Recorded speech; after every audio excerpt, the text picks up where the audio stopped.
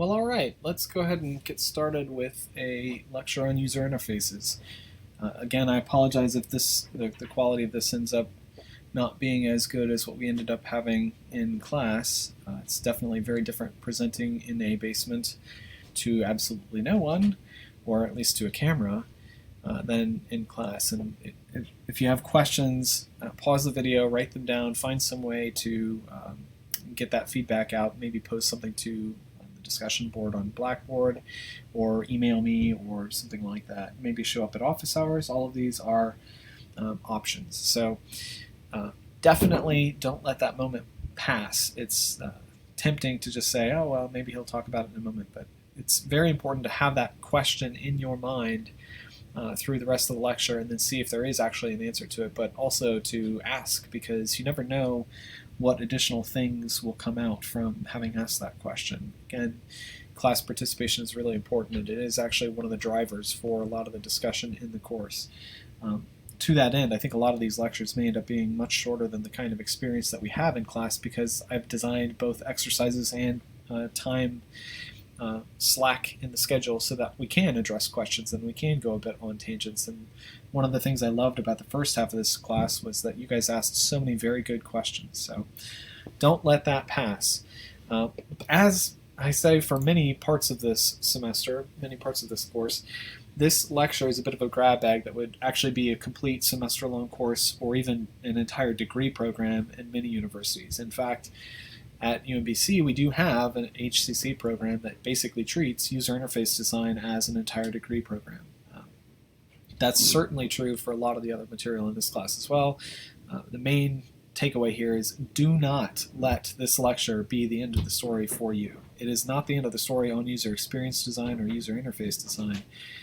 It is really only the beginning. This is a survey course, and it's intended to be a bit of a survey for you. Okay, now we run into one of the first problems that I have, because the next slide is usually a progressive slide, and so I'm going to present parts of it out of order, and hopefully this will work. I don't know.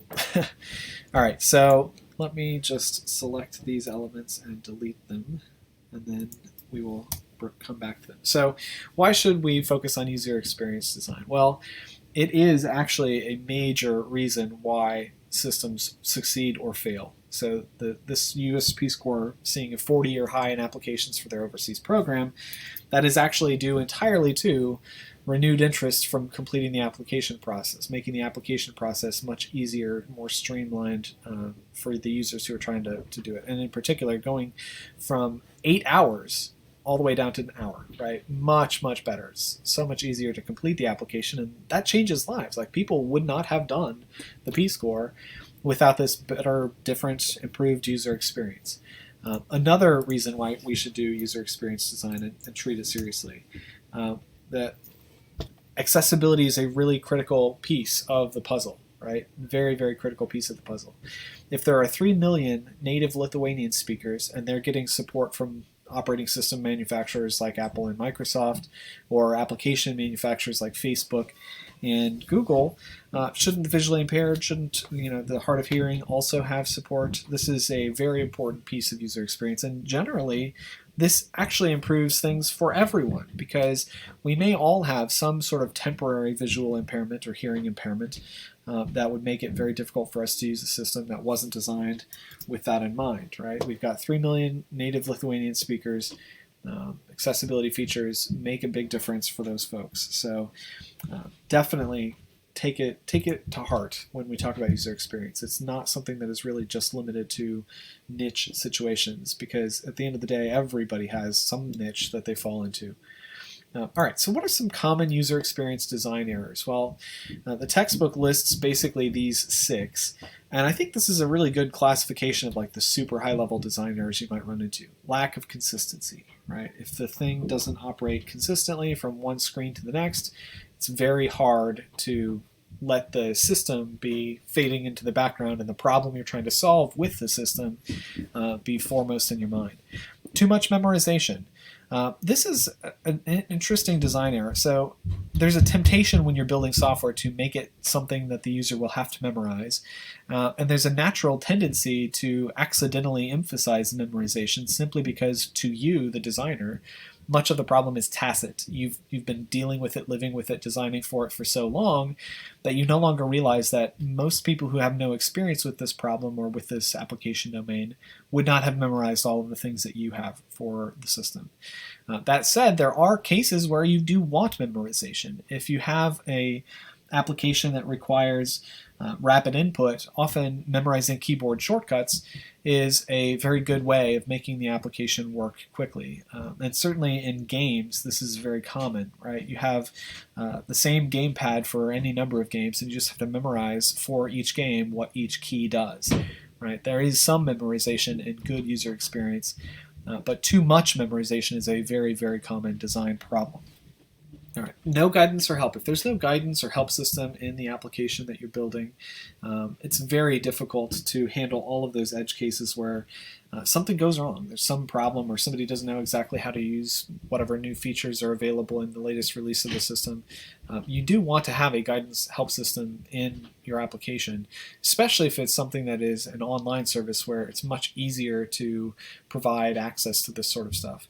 The help menus in a lot of desktop software are not as useful because they can't quite capture the same context. It's a little bit different scenario. No context sensitivity, right? If you don't have any sensitivity to whatever the task at hand is in your application, then you can't tailor the user experience to completing that task effectively. So imagine if whenever you opened Microsoft Word, every possible tool, every possible banner just appeared on the screen all at the same time, regardless of what you were actually doing. That's a horrible design experience, and it's the kind of thing that we can avoid by being context aware in how we do our design. Poor responsiveness. This is particularly problematic for web applications. Responsiveness makes a huge difference in the usability, and lots of statistics bear this out in terms of how often people will quit browsing, move to a competitor, that sort of thing. Responsiveness makes a huge difference. And then arcane or unfriendly error messages. We have all seen those. And we're going to talk a little bit about each of these terrible design errors throughout this lecture. So don't worry if one of them hasn't yet gotten the attention that you think it deserves. The main thing that I want to take away at this point is that terrible experiences are really common, right? Take a couple of minutes to think about the worst user experience you've had. It's really important to have at least one good concrete example of a user experience in mind as we're going through the rest of the lecture, especially the next set of slides when we're talking about the design principles. Normally in a in-person class we would share stories and we would talk about how these things relate to user interface design. I wish that we could do that. It is actually one of the more fun parts of this lecture. But the main takeaway though is everybody has stories of how a user interface just totally torpedoed whatever it was they were trying to do. Absolutely everyone. All right, well, we'll call this section done and move on to the next.